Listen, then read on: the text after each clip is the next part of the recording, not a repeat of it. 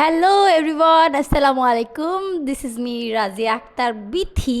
তো আজকে আমরা যাচ্ছি হচ্ছে, গেস করেন কোথায়? তো আমাদের বাসার পাশেই হচ্ছে, বাসার পাশে বললে ভুল হবে, রাস্তার ওপারে মানে ঢাকা উদ্যান হাজীদিল মোহাম্মদ অ্যাভিনিউয়ে মীর স্বপ্না হোসেন আপুর শপ ওপেন হচ্ছে ভ্যান গাড়ি। তো আমরা সবাই মিলে যাচ্ছিলাম হচ্ছে ওখানে। আমরা প্রায় দুটো রিক্সাতে প্রায় 6 জন ছিলাম বলা যায়। 6 জনের সাথে 2টা বাচ্চা ছিল। আমার ভাবির বাচ্চাটা রেখে আসছি আমরা। এটা হচ্ছে আমার মামাতো বোনের মেয়ে সোহা। তো আমরা এই যে রিক্সা থেকে নেমে গেলাম, অ্যান্ড এই যে সামনে 2টা আপু দেখছেন, ওরাও কিন্তু ওখানেই যাচ্ছিল। সামনের রাস্তাটা একটু ভাঙা, ঠিক করতেছে। তো আমরা এই যে হাঁটতে হাঁটতে হাঁটতে হাঁটতে চলে গেলাম। এই যে বেলুন দিয়ে ডেকোরেশন করা দেখেন। তারপরে এই যে এখানে হচ্ছে এই যে স্বপ্না আপুর পোস্টার লাগানো ভ্যান গাড়ি শপের ওপেনিংয়ে। দেন আমরা উপরে উঠে গেলাম, অনেক মানুষ ছিল, মানে এত মানুষ হবে আমি আসলে আশা করি নাই। তো এত মানুষের ভিড়ে কী করবো, আর অনেক প্রায় মানে প্লাস অনেক গরমও ছিল ওখানে। তো বেশি মানুষে আর কি গরমটা মনে হয় বেড়ে গেছে বলা যায়। বাচ্চাগুলো খুব অত্যাচার করতেছিল। এই দেখেন আমাদের সাথে আরও 2জন। এটা হচ্ছে আমার খালাতো বোন, আর ওটা হচ্ছে আমার খালাতো বোনের ফ্রেন্ড। তা আমি কি করলাম, সময় কাটছিল না, যেহেতু 3টা বাজেনি তখন। ওই যে আমার বাচ্চার সাথে কিছু ভিডিও নিচ্ছিলাম।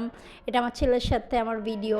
দেন হচ্ছে গল্প করছিলাম আমরা সবাই বসে বসে, হাঁটাচলা করছিলাম, মানে কিছু করার ছিল না, কারণ ওনারা অনেক লেট ছিল।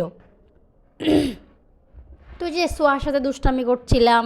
তারপর হচ্ছে এই যে 2জন আপু, ওরা এত ফানি ফানি কথা বলছিল, মানে আপনারা যদি কথা বলেন তারপরে বুঝতে পারবেন। তো এই যে সবাই ঘোরাঘুরি করে চলে গেছে, এই যে স্বপ্না আপু চলে আসছে স্বপ্না আপুর সাথে কথা বলতে।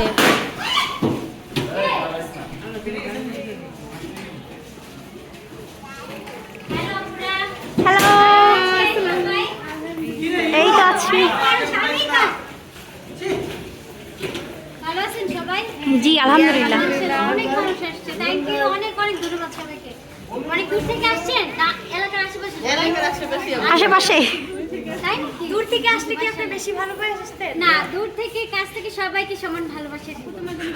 Thank you so much. আসেন সবাই, তাহলে ভিতরে আসেন।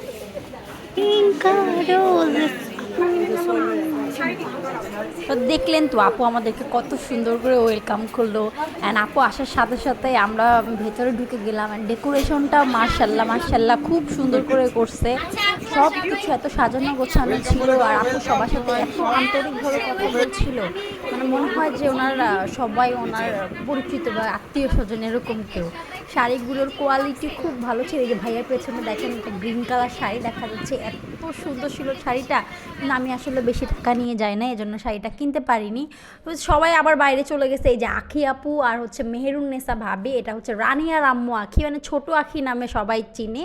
তো আপুকে জিজ্ঞেস করছিলাম কেমন আছে, আপু বলল আলহামদুলিল্লাহ ভালো আছে। অ্যান্ড উনাকে সামনাসামনি দেখতে এত কিউট, মাশাল্লাহ মাশাল্লাহ। দেন হচ্ছে এই যে আমাদের বড় আখি আপু, মানে আয়াসের আম্মু আখি, আর তার বোন হাফসা, ওনারা 2জনও চলে আসছে।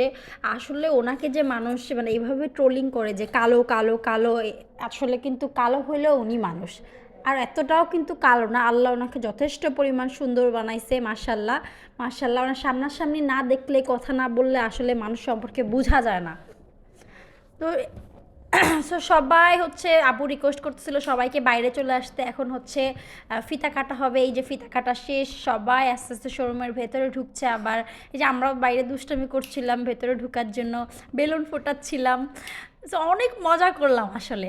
তা আমরা এই যে ভেতরে ঢুকে গেলাম। এখন ওই যে কেক কাটিং সেরিমনি হচ্ছে, কেক কাটা হবে, সবাইকে কেক দেওয়া হবে।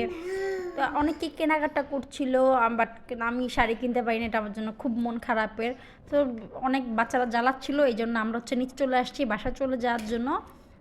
তো এই আজকের ভিডিও। আসসালামু আলাইকুম।